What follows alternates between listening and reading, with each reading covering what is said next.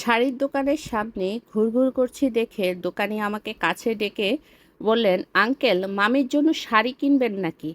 মামির বয়স কত, 25-এর কম নাকি বেশি? 25-এর কম বয়সীদের জন্য স্পেশাল কিছু শাড়ি আছে, একটা দেখে নিয়ে যান, দেখবেন মামি অনেক খুশি হবে।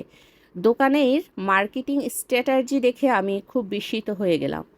তিনি কিন্তু এতটুকুতে থামেননি, বরং কাছে এসে ফিসফিস করে বললেন, এদিকে শাড়ির দোকানের অভাব নাই, আপনি যেখানে ইচ্ছা শাড়ি কিনতে পারেন, কিন্তু অন্যদের কাছ থেকে আপনি কিনলে শুধু শাড়িই পাবেন, আর আমার কাছ থেকে শাড়ি নিলে শাড়ির সাথে টাড়িও পাবেন। আমি বললাম, টাড়ি মানে কি? টাড়ি মানে হচ্ছে বুদ্ধি, কৌশল, সিস্টেম। আপনাদের বয়সে আমি প্রচুর প্রেম করেছি, এসব আমার কাছে অনেক অভিজ্ঞতা আছে। এলাকার মানুষ এখনও আমাকে প্রেমিক পুরুষ হিসাবে চিনে। আপনি যদি আমার এখান থেকে শাড়ি কেনেন, তাহলে আমার অভিজ্ঞতা থেকে এমন সব কৌশল শিখিয়ে দিব, যার ফলে মামি আপনার উপর অনেক খুশি হয়ে যাবেন। কথা বলা থামিয়ে দোকানি শাড়ি দেখানো শুরু করলেন। তো প্রথম যে শাড়িটা আমাকে দেখালো সেটাই আমার পছন্দ হলো। গাঢ় মেরুন রঙের শাড়ি, তাও আবার সুন্দর ডিজাইন করা। মাত্র 23,000 টাকা।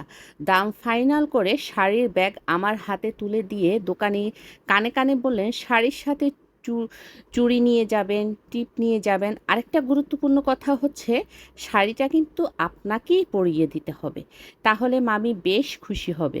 বলতে বলতে তিনি কোথায় থেকে যেন একজোড়া সুন্দর ঝুমকো বের করে আমার হাতে তুলে দিলেন। এটা আমার তরফ থেকে মামির জন্য উপহার। আমি ব্যস্ত হয়ে বললাম, শাড়ি দিলেন, বুদ্ধি দিলেন, ঝুমকো দিলেন, কিন্তু ওটা তো দিলেন না। তিনি আগ্রহ প্রকাশ করলেন, ওটা? ওটা কি আঙ্কেল? ওটা মানে হচ্ছে আপনার মামির কথা বলছি। সব কিছুই যখন দিলেন, একটা মামিও জোগাড় করে দেন। আমার কথা শুনে দোকানের মুখ মুহূর্তে মলিন হয়ে গেল। অতঃপর বললেন, ও, তার মানে মামি নাই, বলে একটা দীর্ঘ নিঃশ্বাস ছাড়লেন।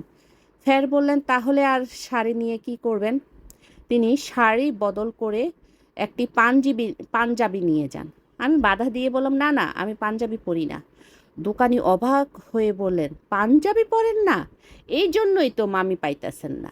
আপনি আজকে থেকে পাঞ্জাবি পরা শুরু করেন, দেখবেন শীঘ্রই একটা মামি পেয়ে যাবেন। পাঞ্জাবির সাথে বাম হাতে ঘড়ি পরবেন, চুল টুল একটু ঠিকঠাক রাখবেন। বলতে বলতে দোকানি এবার শাড়ি রেখে পাঞ্জাবি দেখাতে ব্যস্ত হয়ে পড়লেন। প্রিয় দর্শক, আমি এটা মোহাম্মদ ইয়াসিনের যে লেখা, সেই লেখা থেকে আমি কপি করে আপনাদেরকে শুনিয়েছি। এটা আমার কাছে খুবই ইন্টারেস্টিং লেগেছে। তো আমি আজকে আপনাদেরকে বাসন্তী, মানে কলকাতার বিখ্যাত বাসন্তী যে পোলাও রয়েছে, সেই পোলাওটা আমি রান্না করেছি।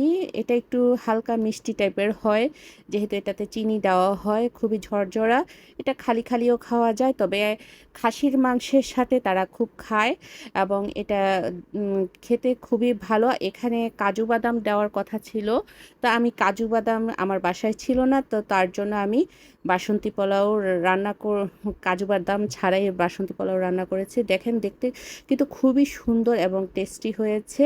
আপনারা চাইলে এটা ট্রাই করতে পারেন, খাসির মাংসের সাথে খেতে পারেন। আর যদি আমার ভিডিওটি আপনাদের ভালো লেগে থাকে, তাহলে আমাদের সাথেই থাকবেন, লাইক কমেন্ট দিবেন। এবং আজ এই পর্যন্ত। আল্লাহ হাফেজ।